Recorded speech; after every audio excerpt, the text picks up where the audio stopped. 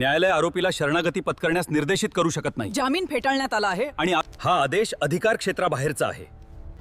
नमस्कार मित्रांनो, कल्पना करा की आरोपी विरुद्ध एखादी केस दाखल झालेली आहे. गंभीर स्वरूपाचा गुन्हा आहे. उदाहरणार्थ 323 जे जुनं इंडियन पिनल कोड होतं आणि 420 होतं, 467 होतं, 468 होतं, 471 कलम होतं, 120B कलम होतं जे कॉन्स्पिरसीच्या संदर्भातलं आहे आणि 34 इंडियन पिनल कोडचं म्हणजे की फोर्जरी केलेली आहे, फसवणूक केलेली आहे, मारहाण केलेली आहे आणि कट रचून हे सर्व जे आहे ते केलेलं आहे.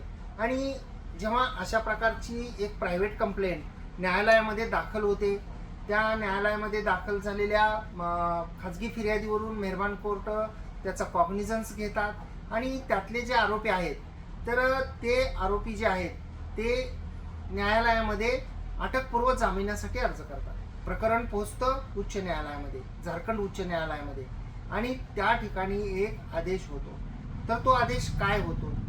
माननीय उच्च न्यायालयाने आदेशामध्ये काय म्हटलेलं होतं आणि जेव्हा हे प्रकरण माननीय सर्वोच्च न्यायालयामध्ये गेलं त्यावेळी त्याच्यामध्ये या अटकपूर्व जामिनाच्या संदर्भामध्ये कोणता महत्त्वपूर्ण असा निर्णय दिलेला आहे, केसचं नाव काय आहे, या सर्व गोष्टीबद्दल आज आपण बोलणार आहोत. नमस्कार, मी आपला वकील मित्र ॲडव्होकेट कैलास नाईक. कायद्याचं म्हणजेच तुमच्या फायद्याचं बोलूया, तुमच्या हक्काच्या कोर्ट कचेरी या यूट्यूब चॅनलवर. तर हा जो निकाल आहे माननीय सर्वोच्च न्यायालयाचा, तर हा निकाल फक्त एखाद्या गुन्ह्यामधल्या आरोपीसाठीच नाही तर वकील मित्रांसाठी सुद्धा खूप उपयुक्त असा निकाल आहे. निकालाचं विश्लेषण किंवा निकालातली महत्त्वपूर्ण जे मुद्दे आहेत ते सांगण्यापूर्वी मी या केसचं नाव आपल्या सर्वांसाठी सांगतोय की ओमप्रकाश चौनिका, CHHAWNIKA,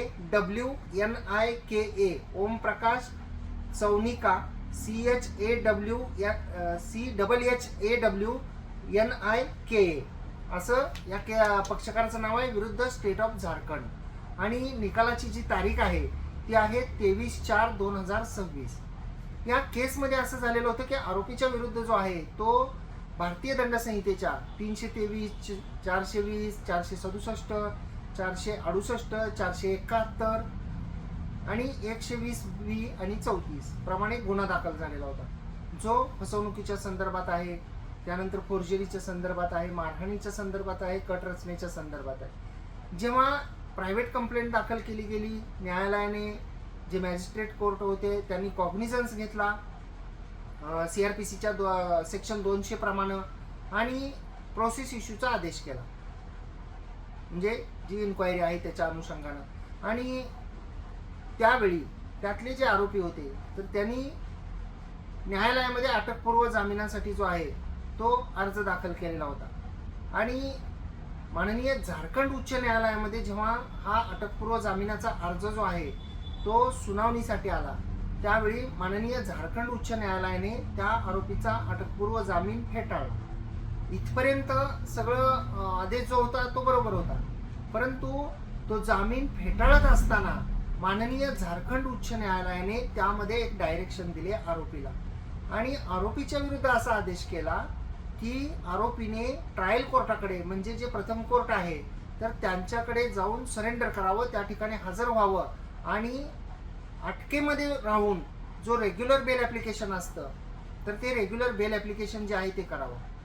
या आदेशाच्या विरुद्ध यातील जो आरोपी होता पिटिशनर, ज्यांनी या आदेशाच्या विरुद्ध चॅलेंज केलेलं होतं ते उच्च न्यायालयामध्ये आणि माननीय सर्वोच्च न्यायालयामध्ये. आणि माननीय सर्वोच्च न्यायालयामध्ये जेव्हा हे प्रकरण गेलं त्यावेळी दोन्ही बाजूचे युक्तिवाद ऐकण्यात आले आणि माननीय सर्वोच्च न्यायालयाने या केसमध्ये महत्त्वपूर्ण असा निष्कर्ष नोंदवला. त्याच्यामध्ये माननीय सर्वोच्च न्यायालयाने असं म्हटलेलं आहे की the court stated that in the present matter the high court erred in directing the petitioner to surrender and seek regular bail before the trial court. म्हणजे जे उच्च न्यायालयाने म्हटलं होतं की खालील कोर्टामध्ये हजर व्हा, अटक व्हा आणि तुम्ही अटकेमधून रेग्युलर जामीनसाठी अर्ज करा, तर हा आदेश जो आहे हा आदेश चुकीचा आहे असं म्हटलेलं आहे. पुढं असं म्हटलेलं आहे की as it was wholly without jurisdiction, म्हणजे असा आदेश करणं की तुम्ही सरेंडर होऊन रेग्युलर बेल घ्या, अटकपूर्व जामीन नामंजूर करत असताना, तर हे अधिकार क्षेत्राच्या बाहेर जाऊन जो आहे तो हा आदेश केलेला आहे असं माननीय सर्वोच्च न्यायालयाने म्हटलेलं आहे. The court directed that the copy of this order be forwarded to the high court of Bihar and Jharkhand and further asked the state council to look into the issue and guide the state accordingly. The court refrained from passing any further direction as the trial was already progress. म्हणजे जी केस आहे ती already सुनावणी झालेली आहे, त्या अनुषंगानं माननीय उच्च न्यायालयाला सुद्धा कळवावं आणि सरकारी वकिलांनी राज्य सरकारला या अनुषंगानं गायडन्स करावं असं म्हटलेलं आहे. म्हणजे या केसमध्ये माननीय सर्वोच्च न्यायालयाचं असं मत होतं की जेव्हा एखादा जामीनचा अर्ज जो आहे, अटकपूर्व जामीनचा अर्ज एखाद्या न्यायालयाच्या समोर जेव्हा सुनावणीसाठी येतो तेव्हा माननीय उच्च न्यायालय असेल तर किंवा अटकपूर्व जामीन अर्ज जो आहे तो हा माननीय सेशन्स कोर्टापुढे सुद्धा दाखल केला जातो. तर तो माननीय कोर्टापुढे आल्यानंतर माननीय सेशन्स कोर्टापुढे किंवा माननीय उच्च न्यायालयासमोर, तर माननीय सेशन्स कोर्ट किंवा माननीय उच्च न्यायालय जे आहेत ते त्या अर्जाच्या सुनावणीच्या अनुषंगानं दोन्ही पक्षाचा युक्तिवाद ऐकून तो अर्ज मंजूर करू शकतात किंवा तो अर्ज नामंजूर करू शकतात. ते असे डायरेक्शन देऊ शकत नाहीत की आम्ही हा अर्ज फेटाळत आहोत, तुम्ही ट्रायल कोर्टामध्ये जाऊन सरेंडर करा, हजर व्हा त्या ठिकाणी, अटक व्हा आणि तुम्ही रेग्युलर जामीन अर्ज करा. म्हणजे माननीय सर्वोच्च न्यायालयाच्या या निकालपत्राप्रमाणे it is the absolute choice of the petitioner accused whether he has to surrender before the trial court or he can seek any kind of other remedy. किंवा त्यांना दुसरा जे काही पर्याय आहेत ते अवलंब करू शकतात. चेंज सर्कमस्टन्स झाली म्हणून दुसरा अटकपूर्व जामीन जो आहे तो सुद्धा काही चार्जशीट आलेला असेल, त्याच्यामध्ये काय इन्व्हेस्टिगेशनमध्ये प्रोग्रेस झालेला असेल तर परिस्थितीमध्ये बदल झाला म्हणून ते दुसरा सुद्धा अर्ज करू शकतात.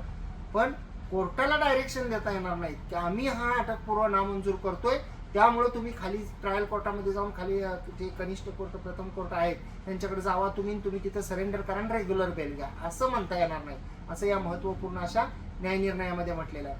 अपेक्षा करतो की ही माहिती आपल्याला समजली असेल, आवडली असेल. आपल्याला जर ही माहिती समजली असेल, आवडली असेल, आपण जर कोर्ट कचेरी यूट्यूब चॅनलवर हा व्हिडिओ पाहत असाल, अद्याप जर का आपण कोर्ट कचेरी यूट्यूब चॅनलला सबस्क्राईब केलेलं नसेल तर सबस्क्राईब जरूर करा. बाजूचे बेल आयकॉनचे बटन दाबा म्हणजे व्हिडिओचे नोटिफिकेशन आपल्यापर्यंत येतील. आणि अद्याप जर का आपण हाईप नावाचं कलरचं बटन आपल्याला दिसेल यूट्यूब चॅनलवर, ते सुद्धा क्लिक करा, व्हिडिओ जास्तीत जास्त लोकांपर्यंत जाईल. आपण या व्हिडिओला फेसबुक इंस्टाग्रामवर पाहत असाल, अद्याप जर का आपण फेसबुक इंस्टाग्रामच्या आमच्या सोशल मीडिया प्लॅटफॉर्मला फॉलो केलेलं नसेल तर फॉलो जरूर करा आणि त्या ठिकाणी सुद्धा लाईक आणि शेअर करा म्हणजे ही माहिती सर्वांपर्यंत पोहोचेल. धन्यवाद.